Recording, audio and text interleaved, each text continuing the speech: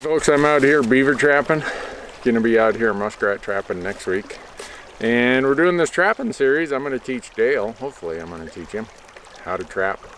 And one of the things we're gonna do is this series, I don't know if it'll be 3 or 4 videos, but if the whole series gets 100,000 views, everybody who left a comment and is signed up as a subscriber to our channel, all of you who do that are going to be in a drawing for a tanned beaver pelt. How's that? One of my own stash, out of my own collection. I'll give one of you a tanned beaver pelt if we can get to 100,000 total views for this series. And all you gotta do is comment below and be subscribed to our channel. And hopefully we catch some beaver and muskrats this week. Stay tuned.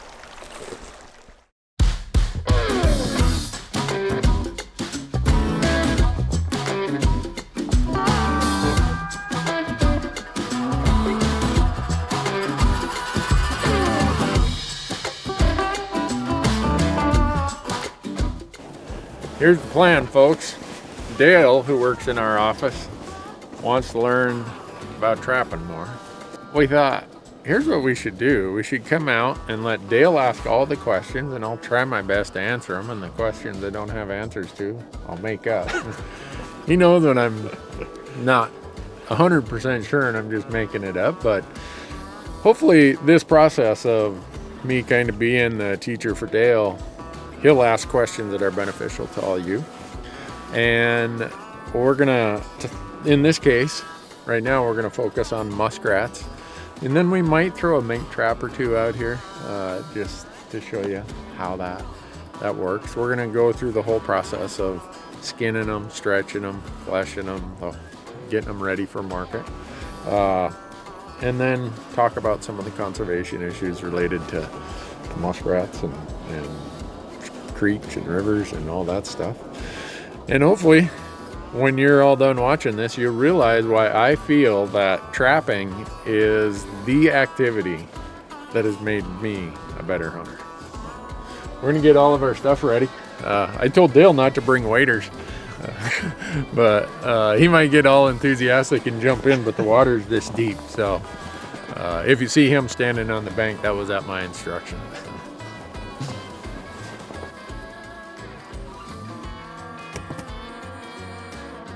Muskrat bait. The good part about trapping muskrats, if you use carrots, if you get hungry, you can eat some of your muskrat bait.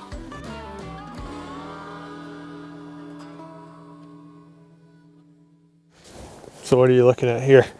What we have here, Dale, is a creek that you see how it does these big loops. Right. We know that the outer band is always the deepest area. Well, muskrats have 2 main predators. Airborne, like hawks, birds of prey, eagles, or just mink and other species, coyotes that are going to pick them off if they get up on land.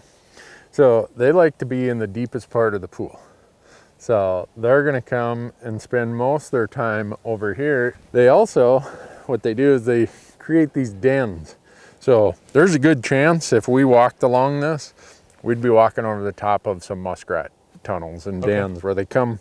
They kind of like burrow into the bank. Yeah, and so if the water level's here, the entrance is always under the water level. Gotcha. And then it comes up, and then they have this nice little, I'm sure warm it's really dark, yeah, but it's warm. The inside bends, there's still muskrats there, but in a spring creek situation like this, you have a lot of waterfowl. And the waterfowl congregate in the slower current, shallower areas, off the side. Yeah. And they'll just spring our traps. Gotcha. And I'll show you how we set the traps to make sure that a duck comes swimming along, he'll swim right over the top of it, but yet it's deep enough that a muskrat comes along, he puts enough weight on it, you'll catch him. Gotcha. What we'll do, we'll go grab probably 4 traps, go along here, and as we set them, I'll give you the rationale for why we're doing what we're doing. Anytime you're trapping, there's a couple things I'd always say. Check your regulations for your state, because Montana's rules are going to be different than North Dakota, different than Georgia or Washington or whatever. And then I would go out to this website. It's put together by the the Association of Fish and Wildlife Agencies. We call it AFWA. And they have 21 species for which they've built a platform called Best Management Practices.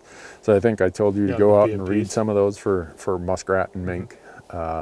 So go out there. If you're going to get into trapping or you're even interested in it, go check out what those BMPs, Best Management Practices, are for anything that you're trapping.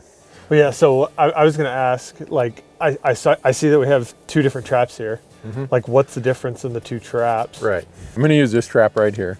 It's called the coil spring trap. It's a size 1.5, and the 1.5 means it's a certain diameter between the jaws. A 1 is smaller, a 2 is bigger. So how the trap works, the animal comes like this, and I'm gonna spring it without getting my finger in there. I've got my finger in plenty of them. It's not like your finger falls off or anything. But the muskrat climbs up here and he puts weight on that, on this is called the pan. And when he pushes that down, this trigger back here is gonna flip that way and release the tension that is built up, the mechanical energy that's built up in these springs.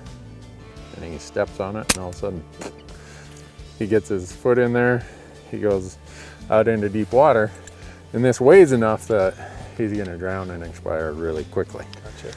You want that pan to be as flat as possible. You don't want it propped way up like that. Gotcha. Because then he might come up here and he'll get underneath it. Okay. Or a duck or waterfowl or something swims by, and the higher that is, the greater the likelihood when the duck swims by, he's gonna push it down. So you try to get that as flat and parallel to your trap platform as possible. We're doing water sets, so there's a lot of differences in the trap preparation for water trapping than if we were doing canine sets on dry ground. You'll see that there's two little gaps on each side here where my index fingers are. These little prongs are gonna go in there. And so you see how it's at a little bit of an angle? You want your trap to be as level as possible. You wouldn't want to push that in straight like that because your trap has a slight angle to it that way. So you push it in to make your trap flat. Now, you'll notice that the trigger, or the dog as some people call it, is back here. You don't want to spin this 180 degrees because if the muskrat comes up over this part and springs the trap, when that trigger goes that way, it's going to push him out of the trap. Right. Okay. So then what we're going to do, we're going to take one of these bait clips, I call them, bring it on here, and we put a carrot on that little. I know it sounds very elementary, right? But we're talking about a muskrat here. This is a rat that lives in the water, okay? You see city rats, they run around, they're eating corn dogs and whatever, carrots, they don't care. So there's a little bit of science to how far you put that above the water level. So we're gonna put the water level right here about 1.5 inches above the trap. Okay. 1.5 inches is enough that the ducks and waterfowl can swim over it. You don't gotta worry about it. And so then it's, all right, you think about a muskrat, he's swimming and he's got the water level right here. Just his eyes and nose are above the water. What does he see? Well, he's not gonna be looking for something way up here. Right. He's looking for something just above water level. Yeah. With all trapping, whether it's water trapping like we're doing today, or if you're doing land trapping, you're either using a bait, a scent, or lure as they call it, or you're trying to find a travel route. Those are the three main ways that you catch Which we're an kind of animal. doing both this time, right? Because we're using the travel route with bait. Yep. So we know that these travel routes they take are going to put them in higher concentrations. So let's set them where the highest densities are, and let's use the most attractive thing for them right now. Everybody has their own preference. If there were 10 different trappers doing this video or trying to teach you, you'd have 20 different versions of each little thing we're talking about. And I'm sure all of them are good. They just, yeah, whatever works best for them. It's kind of like fishing. Yeah. Everyone's got their favorite lure. So trapping, everyone's got their favorite style or their favorite type of set. So what I'm looking for here, Dale, is you see all these mats right here of weeds floating? Yeah. And this is where the muskrats have been up under these banks feeding. So I'm trying to look for two things. I want water that's a little deeper because if you catch one, then he's gonna drown for sure. And I want a place where I can put it a bit further away from the bank. Okay. Because the waterfowl has a tendency to try to stay near the bank Gotcha. when it's really cold. And so I'm just trying to find that balance of where's a muskrat gonna go that a duck isn't gonna go. I don't like setting right up against the bank for a couple of reasons. One, if you have too long of a wire or chain, the muskrat can climb up the bank and he won't expire right away. So sense. I'm probably gonna set most of them like right out about where I'm standing here. Okay. A muskrat prefers, even if he's traveling downstream, he'll do a U-turn and he likes to come towards something from the downstream angle. Gotcha. So you'll see I never put my trap like that. Okay. Because they will swim upstream and do a U-turn, but their preference, just their comfort level is when they're traveling, whether they're coming upstream or downstream, they like to approach anything that has their interest from the downstream angle. So I'm just trying to adjust this for what I think will be providing a flat platform for them coming from the downstream side. So now I need part of a carrot. Now how big a piece? About that big. So now I think he's gonna come this way, or I want him to come slightly to this side of the stick, so I put the carrot on that side of the stick. Gotcha.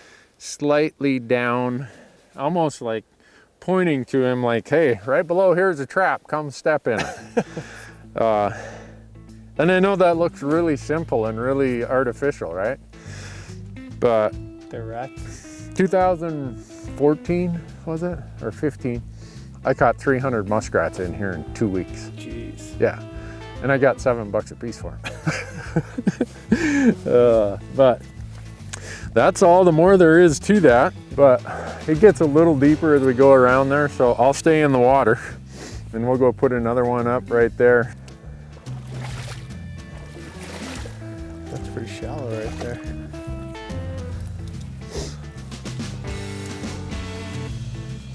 Since everybody always asks what happens if you put your hand in there. You watching? That's what happens. But I'm not gonna swim out there and drown. A lot of people think like it's gonna chop your finger off or something. There we go. Now, got another carrot. All right. Nice having somebody carry all my stuff up there, Dale. The last set, we looked for a spot that jutted out like this. What you see here is a bench. And the muskrats, they either like to travel around the points or go into the little pockets. This is one of their feeding benches right in here. I know that from past history, but I also know it from the fact that I can take my stick through there and I can show you how much feed that they're chewing on in there. So I'm gonna do one right here. So now on this one, people might say, Randy, you didn't face it exactly downstream. Because you think that he's going to come Because I from think he's going to be up in here. Yeah. He naturally comes up in here as a feed shelf. Right. Because he can sit under there and he can dig, and they eat the roots from the bottom. So we're going to point it kind of towards that pocket. All right, Dale, I'll let you. Oh, look at that. Don't get too far out here. This used to be up to my knees. Now it's barely above my shins, so.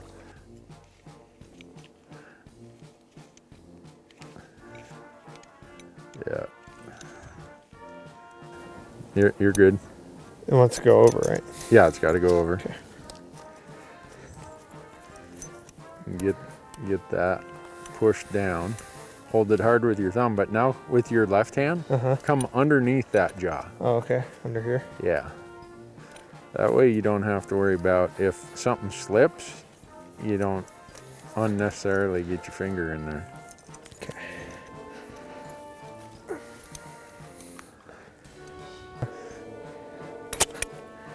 And so you got your hand in there. All right. first one I did was so easy. Use the bottom of your knee, like that. There's some trapper wisdom. Yeah, perfect. Slightly down current. Yeah, just like that. Right. A little deeper. A little deeper. Yep. I'll bring your carrot. Yep, that'll be just right.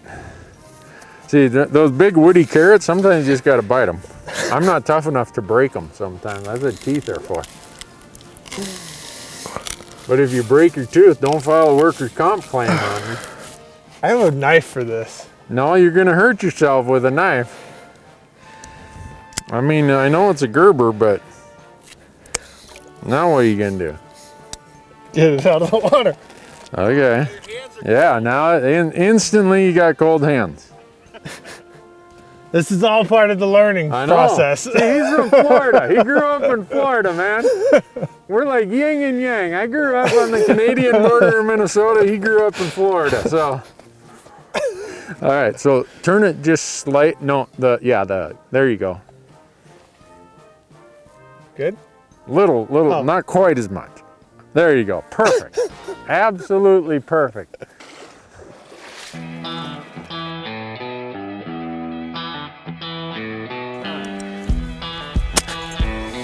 Didn't get myself.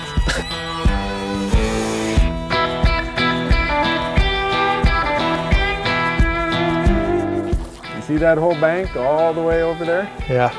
All of that stuff that now has a 3 or 4 foot drop, that's all from muskrats. Not only does it ruin the bank like that, it ruins the creek. Now this stretch of creek here is one of the widest stretches in the whole creek. It's one of the shallowest stretches and one of the muddiest stretches. So muskrat's just doing what the muskrat does. Right. He's trying to make a living, but it has a lot of unintended consequences.